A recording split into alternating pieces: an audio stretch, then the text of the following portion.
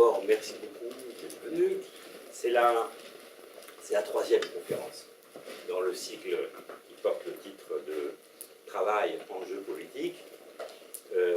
Après une introduction que nous avions réalisée, François Humeau et moi-même, c'était en novembre, si je ne me trompe pas, nous avions reçu des amis de Europe Écologie Les Verts. Et là, nous avons le plaisir de recevoir deux amis de la CFDT, donc en particulier Patrick Piron, qui est juste à ma droite, qui est dans le cadre de ses responsabilités, on va dire responsabilités des questions du travail, et qui est secrétaire national de la CFDT, et Henri Forest, juste à sa droite également, qui est secrétaire confédéral. Alors d'abord, on vous remercie tous les deux. C'est pour nous extrêmement important et intéressant d'avoir un échange comme ça avec vous. Le principe, je le rappelle, de la conférence, c'est d'essayer de discuter des conditions dans lesquelles le travail redevient une question centrale et une question politique. À quelles conditions, sous quelle forme le travail peut être réabordé comme un enjeu politique, et ceci à travers trois séries de questions, ou trois angles d'attaque. La première chose, c'est lorsqu'on parle de la réalité du travail, en quoi certains enjeux de cette réalité contemporaine du travail posent, quant au fond, des questions politiques, en d'autres termes, posent un engagement du débat public qui ne se limite pas aux salariés, et qui engage bien toute la société.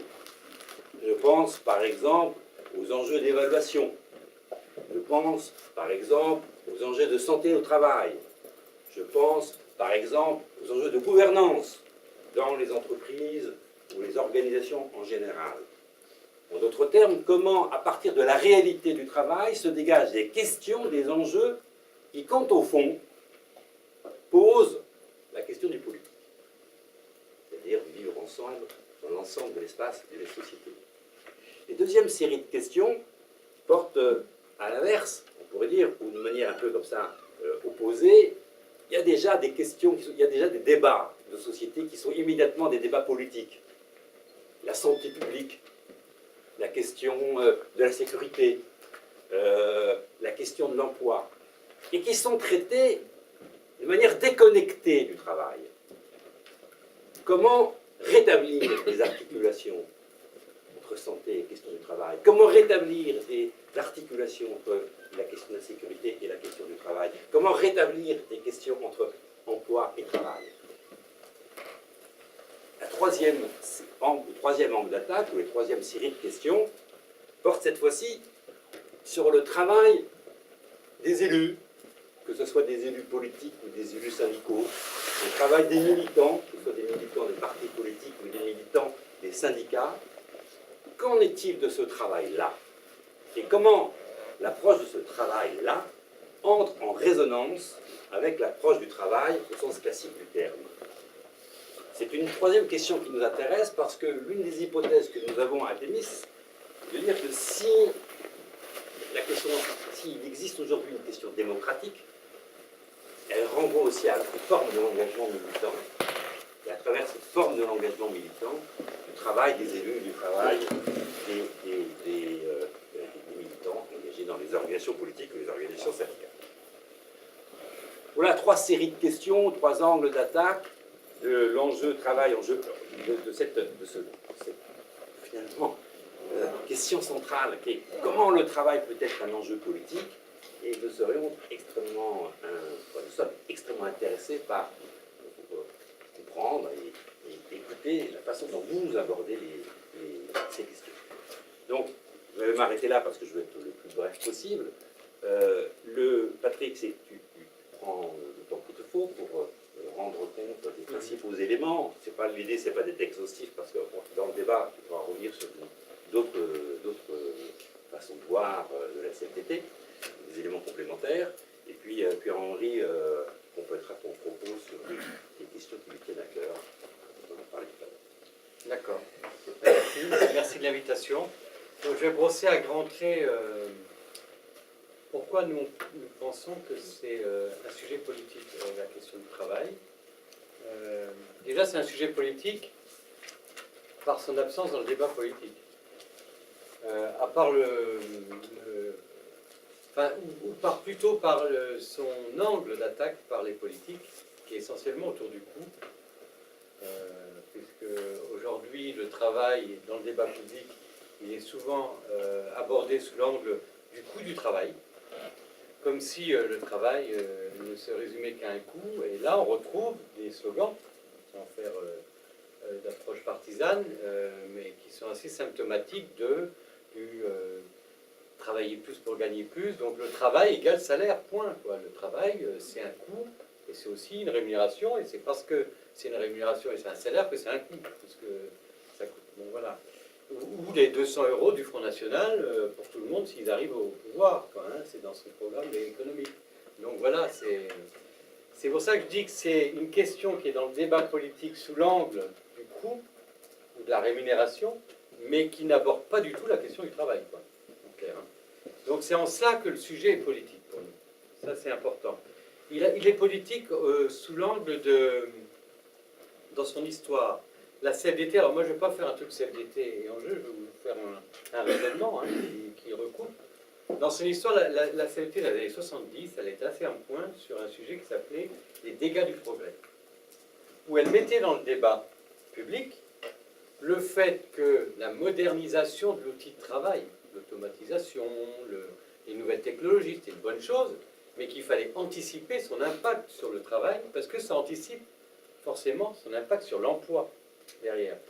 Et quand je parle de l'emploi, ce n'est pas l'emploi en termes quantitatifs, c'est les formations qu'il y aura besoin pour s'adapter aux nouvelles technologies, c'est l'innovation et la recherche qui demandent certaines compétences, c'est des questions de profil, enfin, etc.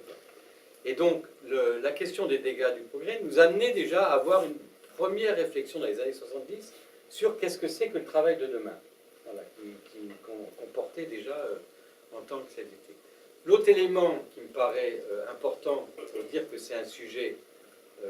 alors donc, travail égale évolution de la société, égale évolution technologique, et donc prendre la question du travail, c'est se projeter dans l'avenir, puisque c'est se projeter sur les nouvelles technologies, le futur, donc le travail doit être dans la question politique. Moi, j'essaie d'argumenter sur le fait que pourquoi ça doit être dans la question politique, et malheureusement, ça n'y est pas. L'autre point, c'est la discussion qu'on a eue, notamment avec le patronat, et qui a donné lieu à un document sur la compétitivité de la France et la compétitivité des entreprises françaises. Et là, on tombe toujours dans la caricature, France-Allemagne, le temps de travail, etc., etc. Et on a fait un boulot de 2 ans avec le patronat. Alors quand je dis on, c'est CFTC, CGC et nous, hein, qui avons signé un document, qui est en ligne, hein, qui est public, qui en gros recense les éléments de perte de compétitivité de la France, et qui met l'accent notamment sur le déficit d'investissement dans la formation, dans l'innovation, et qui ramène le coût du travail à sa juste valeur en disant que le coût du travail, en fin de compte, la France, elle est dans la moyenne, enfin dans le niveau du taux horaire ou du salaire. Bon, voilà, il y a des différences, mais en Europe, elle n'est pas plus haute, plus basse, elle est dans la moyenne. Donc elle relativise la question du coût du travail en disant la compétitivité, mais c'est pas ce qui est dans le débat public, ça. Hein. Dans le débat public, on nous dit compétitivité emploi, parce que sous couvert, il faut échanger du temps contre du salaire, parce que c'est à nouveau le coût du travail qui est remis en avant. Mais le débat, la discussion qu'on a eue de 2 ans et qui a donné un document, est très claire là-dessus en disant les leviers d'intervention, le coût du travail, c'est epsilon. Il faut réfléchir sur est-ce que la protection sociale aujourd'hui, elle doit être financée comme hier sur l'ensemble de financement par le travail, alors que la sociologie des entreprises et du tissu économique a changé. On est passé plutôt de grands groupes vers des PME. Aujourd'hui, dans la cartographie, hein, de la nature des entreprises, 80% c'est des PME.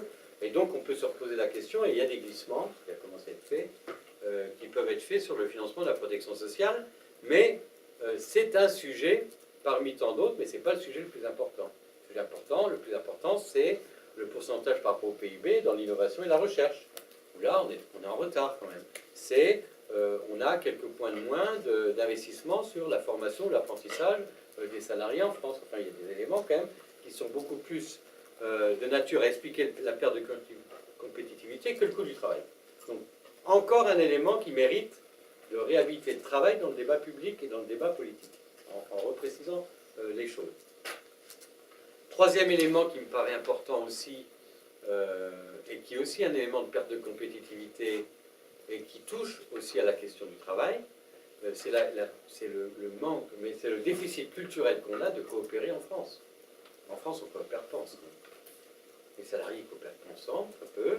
Les entreprises, je ne vous en parle pas, entre les petites, les grosses, les grandes entreprises, les territoires, les banques, tout ça, ça tire son épingle du jeu de façon assez égoïste. Et donc ça repose la question de la façon de travailler et de créer des interfaces entre nous en termes de travail. Parce que si on a vraiment un déficit par rapport à l'Allemagne, c'est quand même ce manque de coopération. Hein, ce que certains appellent chasser en meute sur les marchés, mais une fois qu'on a dit ça, c'est comment on travaille en projet, en coopération entre les uns et les autres, entre différentes disciplines aussi, plutôt que d'essayer de faire en sorte que le travail soit assez individuel ou alors cloisonné.